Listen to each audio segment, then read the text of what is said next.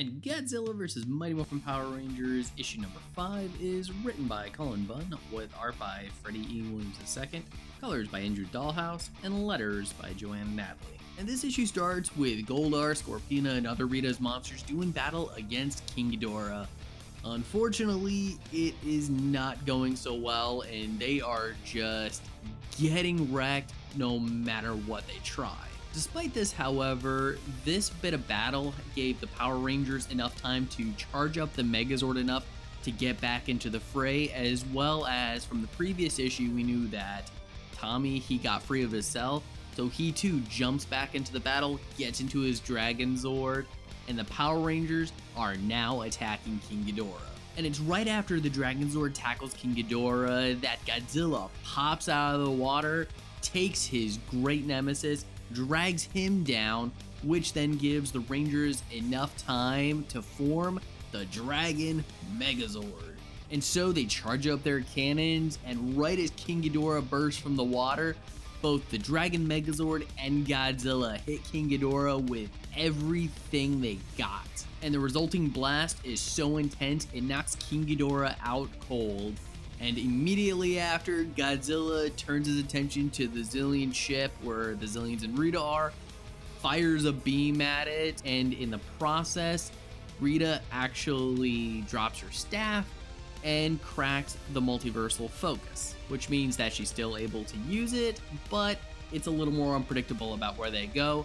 But because they don't want to be destroyed, Rita gets her and her crew out of there. And just when the Rangers thought they were clear, Godzilla turns his attention to them and fires off a blast. And it's then that Zordon contacts the Rangers and says that their sensors have detected that Rita has left that particular universe.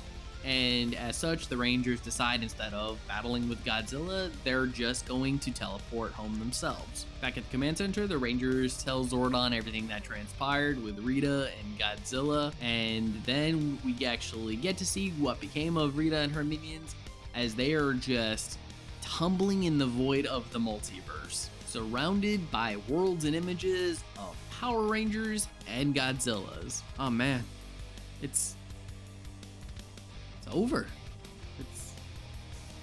It's really over. 5 issues of just hard-hitting, pulse-pounding Godzilla Power Rangers action.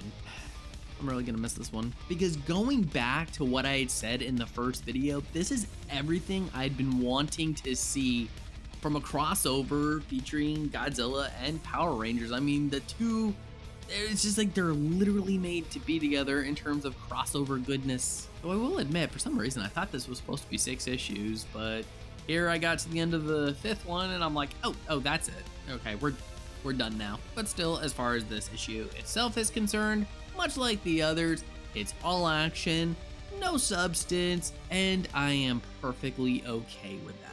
Because especially at the introduction of King Ghidorah from the previous issue, I was wondering how far the Rangers were going to have to take all of their weaponry and Megazords and whatnot in order to beat King Ghidorah. And given what I know about King Ghidorah from watching Godzilla movies, I'm actually surprised the Dragon Megazord was enough. I mean, yeah, he also had the charge of Godzilla's atomic breath in there as well, but I'll be honest, I think it would have been really awesome if it ended with the Ultra Zord. Like, Zordon's just like, all right, one final assault. Here comes Titanus. Make it count. But hey, I'll take what I can get. The Dragon Megazord looks freaking cool in this book. And I also took a moment to kind of just laugh at the sequence just before the Megazord and Dragon Zord come together, where Scorpina and Goldar are like, they're watching, they're witnessing it, and they're like holding each other, and they got these like wide expressions like, the Rangers are pulling it out, man. The Rangers are pulling everything out. It's over. King Ghidorah isn't gonna last after this, and neither may we, so we're gonna get out of here. And I also thought it was interesting how the Rangers decided to deal with Godzilla at the end, deciding, not to fight him anymore, because in a previous issue, they had ascertained that he was the pseudo guardian of Earth and stays inactive as long as there's no other like kaiju or robots out there to challenge it. And it does feel like keeping in Godzilla's nature that, after they had gotten rid of like King Ghidorah and the Zillions, that he would turn his attention to the Megazord in a way of saying, well, now I gotta take you out because I don't want you taking me out. Because that mutual partnership only lasts as long as there's another monster out there that's, you know, even more deadly than Godzilla. And the Rangers probably also figure, yeah, if we end up destroying Godzilla, we'll effectively leave this particular Earth defenseless. So yeah, let's get out of there. And they do. And I just like that shot of Godzilla just unleashing a really large roar into the sky because he won. Some foreign invaders come from another dimension onto his planet, and he took care of business. And then Rita's punishment feels very appropriate. She has to tumble throughout the multiverse, unable to really connect with one Earth or another, just surrounded by different dimensions of Power Rangers and Godzilla. I mean, can you imagine going through all that and then just tumbling through a multiverse of nothing but like the two things that give you the biggest headache in any universe? And as far as the art goes, there's definitely a lot of interesting shots. Again, I really like the coming together of the Megazord and the Dragon Sword to create the Dragon Megazord. And then like so many shots with Ghidorah were just so interesting and fun. Like when, you know, Godzilla's coming in and he's like, you know, biting it on the neck.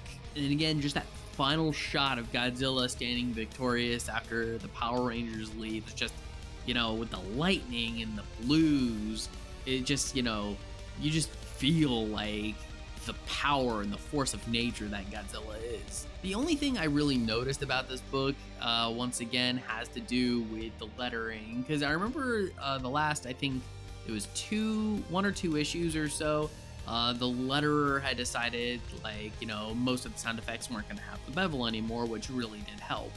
But here, it was kind of interesting because I noticed that, you know, some of the sound effects didn't have that bevel, but some of them did.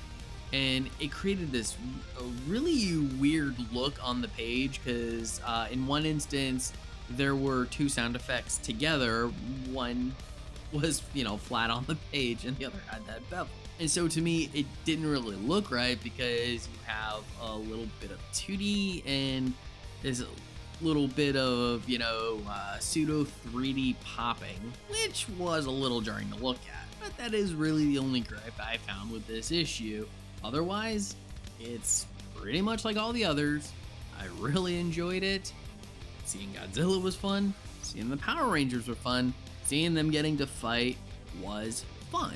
And with that, I'm going to score Godzilla vs. Power Rangers issue number 5 and 8.5 out of 10. So Godzilla vs. Mighty Morphin Power Rangers issue number 5. What did you think about this book if you've read it? I'd love to hear your thoughts. Heck, what did you think about the entire mini-series? Please leave your comments in the comment section.